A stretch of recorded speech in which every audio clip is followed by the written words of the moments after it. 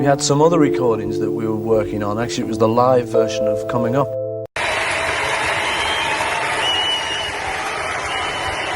are fantastic. Thank you. You're 83 years old, sitting in your favorite chair, looking back at a life filled with more music, fame, and love than most people could ever dream of. You've been part of the most famous band in history. You've written songs that millions of people sing along to every single day. But when someone asks you about the greatest love of your life, there's only one name that comes to your mind. Only one face that makes your heart skip a beat, even after all these years. That's exactly what happened when Paul McCartney, the legendary Beatle who just turned 83, opened his heart in a way that surprised everyone. At an age when most people are content to keep their deepest feelings private, Paul did something unexpected. He confessed who was truly the love of his life, and the answer might surprise you more than you think. You see, when we think about Paul McCartney's love life, we often get caught up in the headlines and the drama. We remember the famous girlfriends, the public relationships, and yes, even the complicated marriages that came later in his life. But sometimes, the most powerful love stories aren't the ones that make the biggest headlines. Sometimes, they're the ones that grow quietly, steadily, and become the foundation of everything beautiful that follows. Paul McCartney's confession wasn't made during a fancy interview or at some glamorous award show. It came during a quiet moment when he was reflecting on his life, looking back at the decades that had passed since those crazy Beatle days when the whole world seemed to be screaming his name.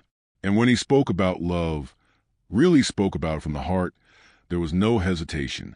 There was no pause to think about what people might say or how it might sound. There was just a simple, honest truth of a man who had lived long enough to know what really matters. The woman he was talking about wasn't a movie star or a model. She wasn't someone who sought the spotlight or lived for the cameras. She was Linda Eastman, the American photographer who would become Linda McCartney. And according to Paul, she was simply the greatest love of his entire life. Now, let me tell you the story of how they met, because it reads like something out of a romantic movie. It was May 15th, 1967, and Paul was at a club in London called the Bag O'Nails. This wasn't just any night out for Paul. The Beatles were at the absolute peak of their fame. They had just released Sgt. Pepper's Lonely Hearts Club Band, an album that would change music forever. Paul could have been anywhere in the world, could have been with anyone he wanted. But that night, fate had something special planned. Linda Eastman was there on business. She was a photographer from New York, and she was in London to take pictures of musicians for a book project. She had no idea that she was about to meet the man who would change her life forever. And Paul was just enjoying the music. The concert was featuring Georgie Fame, a musician Paul respected and enjoyed listening to. When their eyes met across that crowded club, something magical happened. Paul later described it as one of those moments when everything else just fades away. The music seemed quieter, the crowd seemed smaller, and suddenly there was just this woman with kind eyes and a genuine smile who seemed completely unimpressed by the fact that she was talking to one of the most famous men in the world. What struck Paul most about Linda wasn't her beauty, though she was certainly beautiful. It wasn't her talent, though she was incredibly talented with a camera. What struck him was how real she was. In a world where Paul was constantly surrounded by people who wanted something from him, who saw him as Paul McCartney, the Beatle rather than Paul the person, Linda saw him differently. She talked to him like he was just a regular guy, which in many ways is exactly what he wanted to be. They talked for hours that night, not about music or fame or the craziness of being a Beatle. They talked about photography, about life, about dreams and hopes and the things that really matter. Linda told him about her daughter Heather, who was just a little girl at the time. She talked about her work, her passion for capturing moments and emotions through her camera lens. And Paul found himself opening up in a way he hadn't done with anyone in a very long time. But here's the thing about great love stories. They don't always start with fireworks and dramatic declarations. Sometimes they start with something much more powerful. Genuine connection. That night at the Bag O'Nails wasn't the beginning of a whirlwind romance. It was the beginning of something deeper and more lasting. It was the beginning of a friendship that would grow into the kind of love that changes everything. After that first meeting, Paul and Linda didn't immediately start dating. Remember, this was 1967, and Paul was still technically involved with Jane Asher, the English actress he had been dating for several years. But something had shifted inside Paul that night. He couldn't stop thinking about the American photographer with the warm laugh and the way she made him feel like himself again. Over the next year, Paul and Linda stayed in touch. When Paul traveled to New York for Beatles business, he would find ways to see Linda. They would go to galleries together, walk through Central Park, and just talk about life. Linda would show him her photographs, and Paul would share his music with her. Slowly, quietly, they were falling in love. What made their relationship so special was how natural it felt. Linda wasn't trying to be something she wasn't to impress Paul. She had her own life, her own career, her own dreams. She was a successful photographer in her own right, someone who had worked with some of the biggest names in music. She didn't need Paul McCartney to make her somebody. She already was somebody. And Paul, for his part, felt like he could finally breathe around Linda. The constant pressure of being a Beatle, the weight of living up to everyone's expectations, all that seemed to lift when he was with her. She made him laugh. She challenged him. She supported his music without trying to control it. Most importantly, she loved him for who he was, not for what he represented to the world. By 1968, Paul knew that Linda was a woman he wanted to spend his life with. The relationship with Jane Asher had ended, and Paul was free to follow his heart. And his heart was pointing directly toward Linda Eastman and her little daughter Heather, who Paul had grown to love as if she were his own child. On March 12, 1969, Paul and Linda were quietly married at a registry office in London. It wasn't a big, flashy celebrity wedding. There were no magazine deals or elaborate ceremonies, just two people who loved each other, making a promise to spend their lives together. Linda wore a simple yellow coat, and Paul wore a dark suit.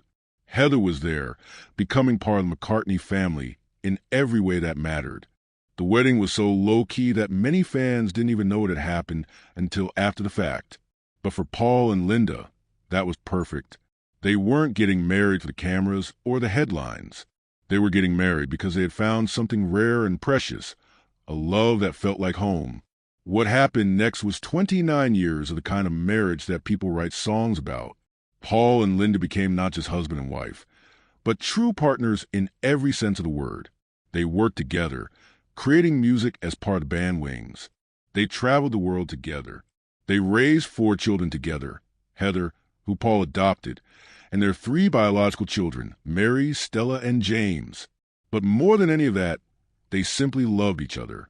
Through all the ups and downs of Paul's career, through the breakup of the Beatles, through the challenges of raising children in the spotlight, through everything life threw at them, Paul and Linda faced it together. Paul often said that Linda was not just his wife, but his best friend. She was the person he wanted to talk to at the end of every day. She was the one who could make him laugh when he was taking himself too seriously. She was the one who believed in his music, even when he doubted himself. She was, in every way that mattered, his perfect match. Linda brought stability to Paul's life in a way he had never experienced before. The world of rock and roll can be chaotic and unpredictable, but Linda was Paul's constant. She was there for every triumph and every disappointment. She celebrated his successes and helped him through his failures. She was his anchor in a world that often felt like it was spinning out of control. Together, Paul and Linda created a life that was both extraordinary and beautifully ordinary. Yes, they lived in the spotlight, and yes, Paul's fame meant their life was anything but typical. But at its core, theirs was a story about 2 people who found each other and decided to build something beautiful together. They had their challenges. Of course, every marriage does. The pressures of fame, the demands of touring, the difficulty of raising children when one parent is constantly in the public eye. None of that was easy. But what made Paul and Linda's marriage work was their commitment to each other and their shared values. They both believed in family. They both believed in music as a force for good in the world. They both believed in love. Linda was also Paul's creative partner in ways that went far beyond music. She encouraged his interest in art and painting. She supported his activism and his growing concern for animal rights and environmental issues.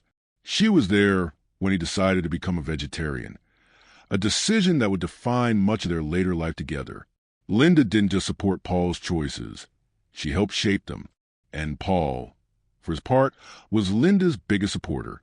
He encouraged her photography and helped her get her work published. When Linda wanted to pursue music more seriously, Paul was right there beside her, teaching her, encouraging her, and eventually making her a full member of Wings. He never treated her like just the wife of a Beatle. He treated her like the talented, intelligent, creative woman she was. Their love story wasn't just about romance, though the romance was certainly there even after decades of marriage.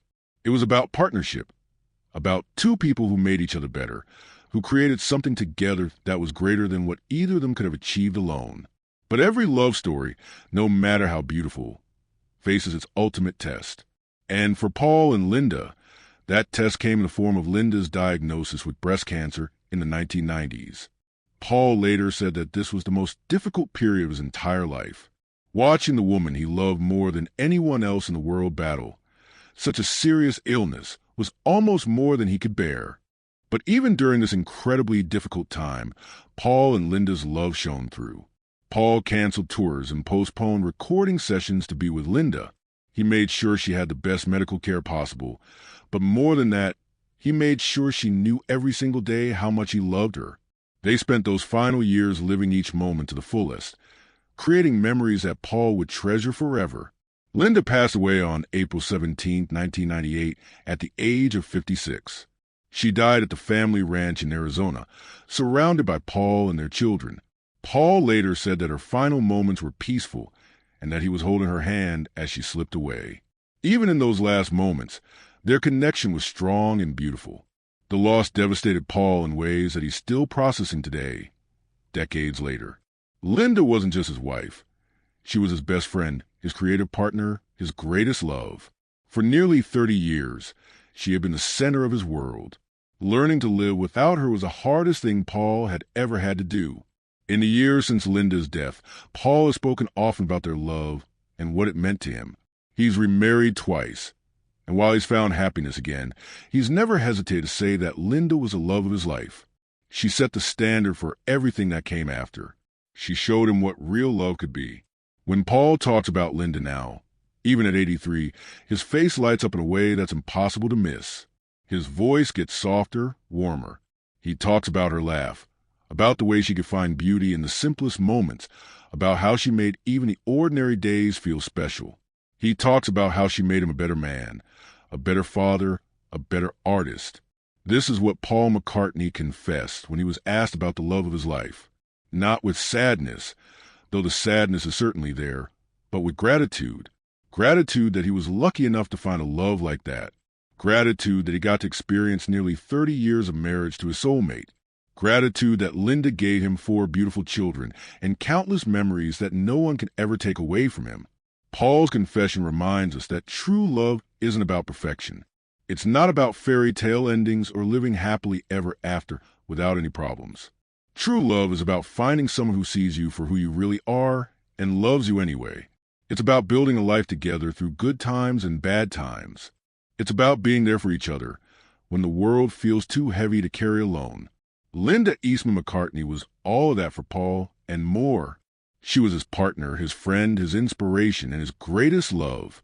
Even now, more than 25 years after her death, when Paul McCartney looks back on his incredible life, she's still the one who makes his heart sing. In a world where celebrity relationships often seem shallow and temporary, Paul and Linda's love story stands as proof that real, lasting love is possible. They showed us that when you find the right person, someone who truly sees you and loves you for who you are, everything else becomes possible. They built a beautiful life together, created incredible music together, raised wonderful children together, and loved each other with a depth and commitment that inspires people to this day. Paul McCartney's confession at 83 wasn't really a surprise to anyone who knew him well. Those closest to Paul have always known that Linda was his great love, his true soulmate. But hearing him say it so clearly, so openly, reminded all of us why their love story has touched so many hearts over the years. It's a reminder that love, real love, doesn't end when someone dies. The love Paul felt for Linda, the love she felt for him, that continues. It lives on in their children, in the music they made together, in the countless lives they touched through their activism and their art.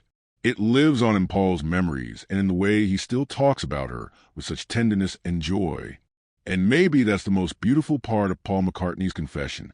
At 83, after a life filled with more success and acclaim than most people could imagine, what matters most to him isn't the #1 hits or the sold-out stadiums or the awards and honors. What matters most is love. The love he shared with Linda, the love they gave their children, the love they put into their music and their work. That's a lesson we can all take to heart. In the end, when we look back on our lives, it won't be the achievements or the possessions that matter most. It will be the people we loved and who loved us back. It will be the connections we made, the moments we shared, the ways we made each other's lives better and more beautiful. Paul and Linda McCartney's love story is proof that such love exists, that it's possible to find someone who becomes not just your romantic partner, but your best friend, your creative collaborator, your greatest supporter, and your truest love. Their story gives us hope that we, too, might be lucky enough to find that kind of connection with another person. So the next time you hear a Paul McCartney song, remember that behind those beautiful melodies and heartfelt lyrics was a man who found the love of his life and held on to her with everything he had. Remember that some of his most beautiful songs were inspired by Linda, written for Linda, created because of the love they shared.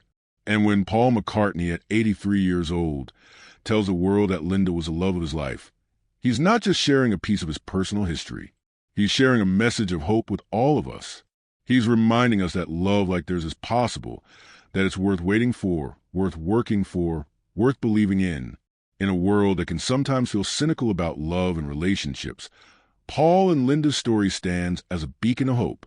They prove that true love exists, that it can last, that it can survive the pressures of fame and the challenges of life, and that even death cannot diminish its power.